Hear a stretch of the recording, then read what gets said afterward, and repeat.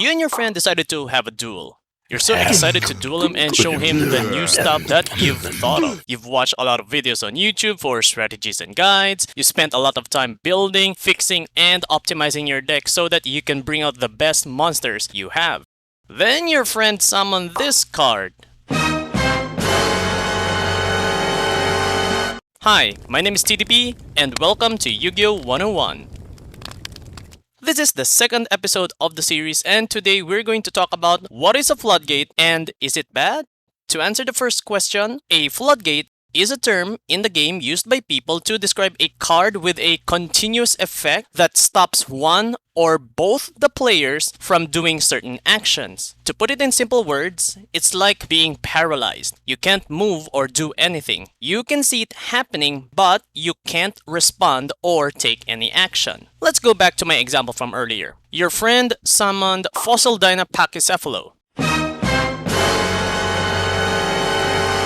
It has the effect that neither player can special summon monsters from anywhere as long as this card is face up on the field. If your deck relies a lot on special summoning, then this card will surely slow you down, or even worse, completely stopping your deck from properly functioning. This is a solid example of what a floodgate is. Your friend stopped you from special summoning monsters, sealing you away from an action in the game.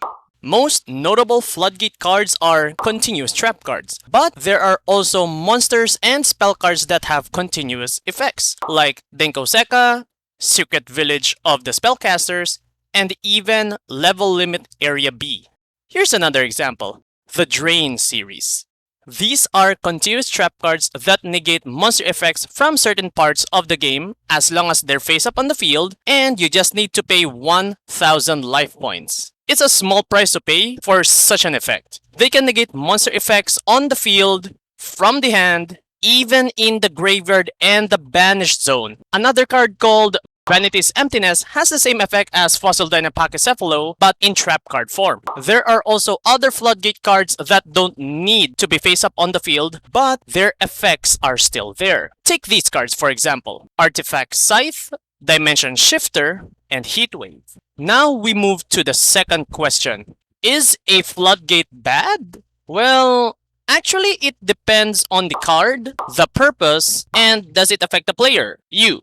Let's use the card Heatwave. It's a normal spell card and has the effect that neither player can normal or special summon effect monsters until your next draw phase. If you have no effect monsters in your deck, hand, or even in the graveyard, then this card will be no problem for you as you can keep your deck functioning. Another example, let's say you have Banisher of Radiance or Macrocosmos face up on your field. They have the same effect that as long as the card is face up on the field, any card sent to the graveyard is banished instead. If your deck revolves around or doesn't care about being banished, then this won't affect you at all. But on the other hand, if your deck doesn't have any countermeasures or is not adept to the situation, then it will become detrimental for you. Just be careful and think properly to maximize what you can do in that situation. Now, if you find this video informative, why not try watching my previous video of what is a hand trap? And that's it guys. Thank you so much for watching. See you next time.